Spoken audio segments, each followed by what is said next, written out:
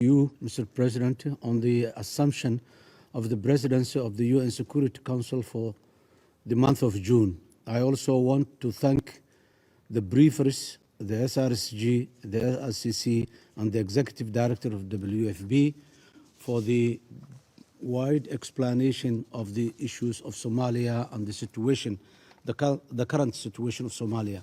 Mr. President, it is an honor to stand before you today as the President of Somalia, representing the hopes and the aspirations of the Somali people. I would like to begin by expressing our heartfelt gratitude to the United Nations Security Council for its unwavering support and strategic partnership with Somalia over the decades. This is a critical moment in our country's history as we simultaneously pursue state-building efforts, combat the menace of terrorist group Al-Shabaab, and address the challenges posed by severe droughts.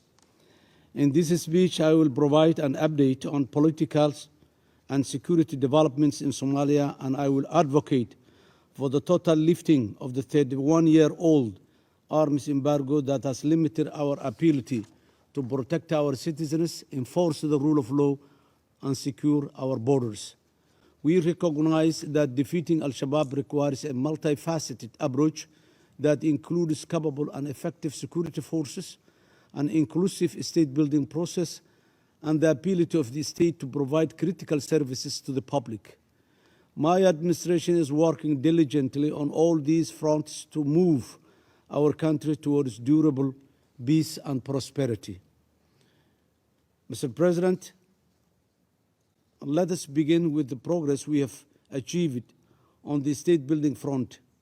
As some of you may have been aware, Somalia has faced significant challenges in reaching high-level political agreements on critical issues such as nature of intra-state relations and how to transition away from the indirect elections for over a decade to over a decade.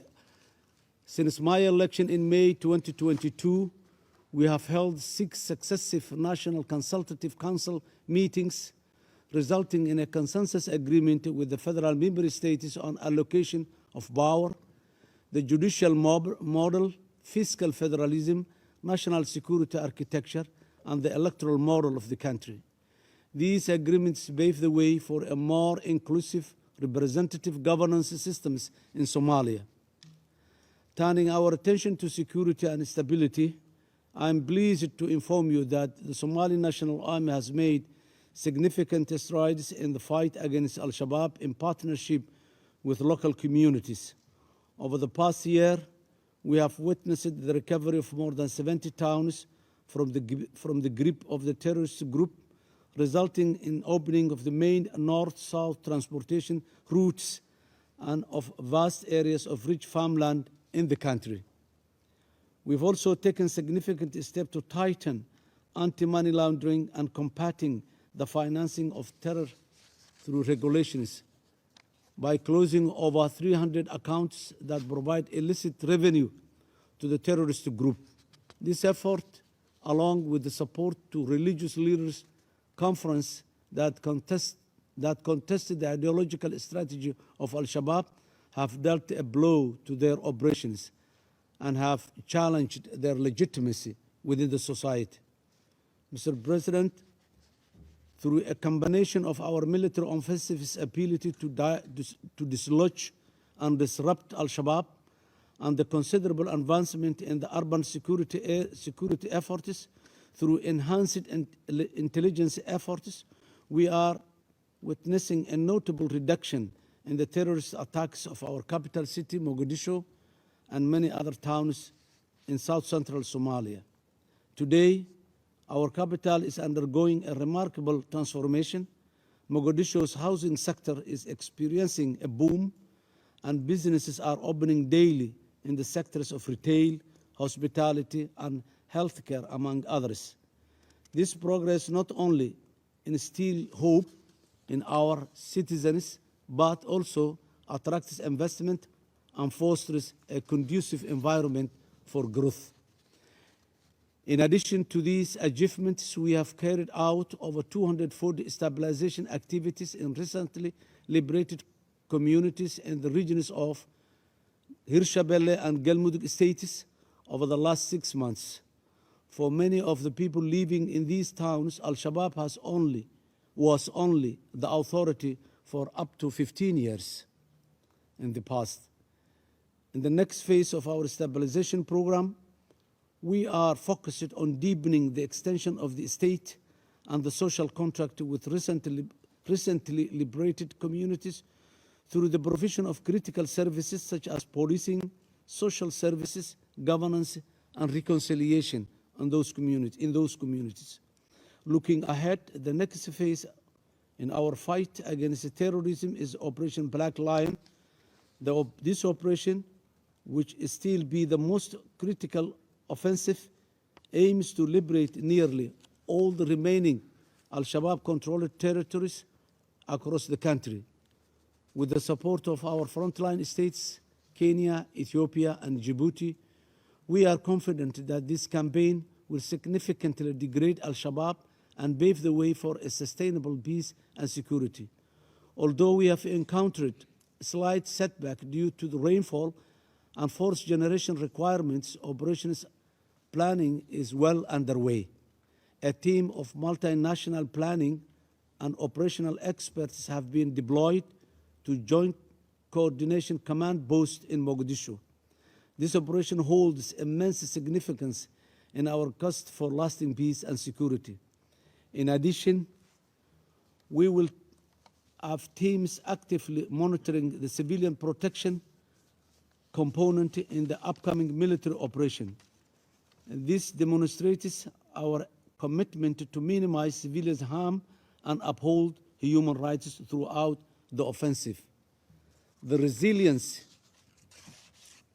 of our success against Al-Shabaab is evident that the enemy has not taken back an inch of we have recovered from them in the last 10 months. Mr. President, simultaneously with the planning of the current and future operations, we are also working towards the full withdrawal of ATMIS forces from Somalia in line with the UN Security Council Resolution 2628 and 2670. The planning and implementation of the drawdown of ATMIS forces is being executed in close coordination with a joint technical committee between Somalia and the mission, African Union mission in the country. Phase 1 of the drawdown is nearing completion, and the Somali National Army forces are assuming responsibility for forward operating bases while collapsing 3 others. Once Phase 1 is completed, a joint assessment will be conducted to review the impact of the drawdown. The insights gained from the assessment will guide us through the Phase 2, anticipated to commence in September. I would like to take this opportunity to express my heartfelt gratitude for the remarkable support Somalia has received from the African Union and AMISOM mission. The invaluable engagement of AMISOM in our nation has provided us the necessary room to make significant strides in our peace-building and state-building endeavors throughout the past 15 years. The sacrifices made by the courageous men and women from the troop-contributing countries shall forever be etched in our collective memory in Somalia. Mr. President, on the humanitarian side, we have been able to avert famine through our sustained partnership with the United Nations and the generous support from the United States and other donors. However, we remain committed to maintaining an effective and sustained response to ongoing drought, prioritizing the well-being of our people. I'm a strong advocate for genuine transition from traditional assistance to resilience-based investment. By investing agro-pastoral communities and addressing the effects of climate change, such as through water catchment systems, regenerative agricultural practices, and feeder roads, we can enable those communities to sustain themselves economically and ensure their long-term well-being. Allow me, Mr. President, to share an example of the impact of such investment can have. The completion of only 30-kilometer Mogadishu-Afgoye road has not only improved economic livelihoods for farmers of the area, but also made certain food staples more affordable for the residents of our capital, Mogadishu. Mr. President, on the economic front, we are nearing a significant milestone, achieving the heavily indebted poor country's epic completion point by the end of this year. Over the past decade, we have undertaken extensive macroeconomic and fiscal reform to position ourselves for the achievement. As we plan for the post-epic environment, we are focusing on policies that promote revenue generation and strengthen our public financial management systems. Furthermore, we recognize that our most valuable asset is our people. Therefore, we are committed to scaling up access to quality education and health services, especially for women and youth. As a former educator, I know how education can break the cycle of poverty. I grew up in a small rural community, and after my dad passed away, my mother struggled to ensure that I get an education. She was unable to read and write, and still she checked my homework regularly by seeing whether there were any red marks on the notes. Thanks to her determination, I want to own to the contribution to establishment of one of the premier educational institutions in our country. I want all Somali children to have such an opportunity in the future. To that end, my administration has already undertaken a massive teacher recruitment campaign that will bring 10,000 new teachers into the system in my mandate, with 20% of them being women. Already, 3,000 teachers have been recruited and undergoing a training at this moment. These teachers are dispersed throughout the country, allocated to federal member states' education system. Mr. President, however, despite these remarkable advancements, our journey towards peaceful and prosperous Somalia faces formidable obstacles. The prolonged arms embargo imposed on our nation since 1992, which is the longest arms embargo in the history of the United Nations. Let me state clearly that Somalia of 2023 is not Somalia of 1992, and Somalia deserves this to be considered. It's essential to highlight the challenges that the arms embargo measures and notification processes present for Somalia security forces. Acquiring the necessary lethal capability has become an arduous task, hindering their ability to effectively combat Al-Shabaab and provide lasting peace and stability in Somalia. Mr. President, and the distinguished delegates of the United Nations Security Council, this arms embargo is not contributing at any level to the interests of Somalia in the short term and in the long term. While we acknowledge the importance of international efforts to maintain peace and security, we believe it is crucial to reassess the situation in the light of the progress we've made towards establishing an effective weapons and ammunition management system, guided by the benchmarks proposed by the technical team from the Secretary General's office and reflected and endorsed in Resolution 2006 and 2662.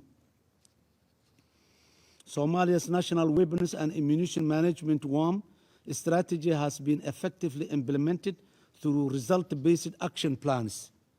We have made substantial progress in the registration, record-keeping, stockpiling management, thanks to the establishment of comprehensive and centralized national weapons and ammunition management database in Somalia today.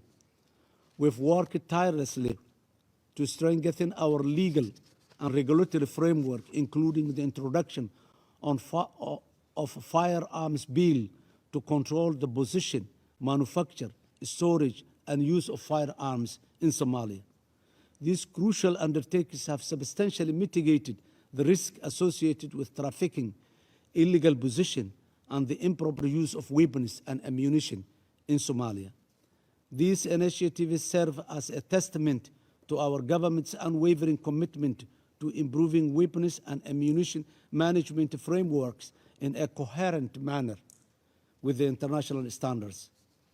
Mr. President, considering these significant developments, I implore you, distinguished delegates, to support our call for the complete lift of the arms embargo on Somalia.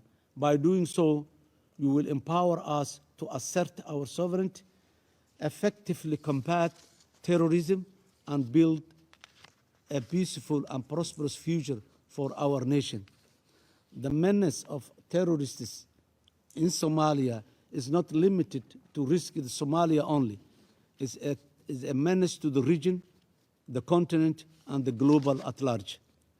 Together, let us seize this opportunity to unlock the full potential of Somalia, to create an inclusive and prosperous society, and to build a world where peace and security prevails forever. I thank you.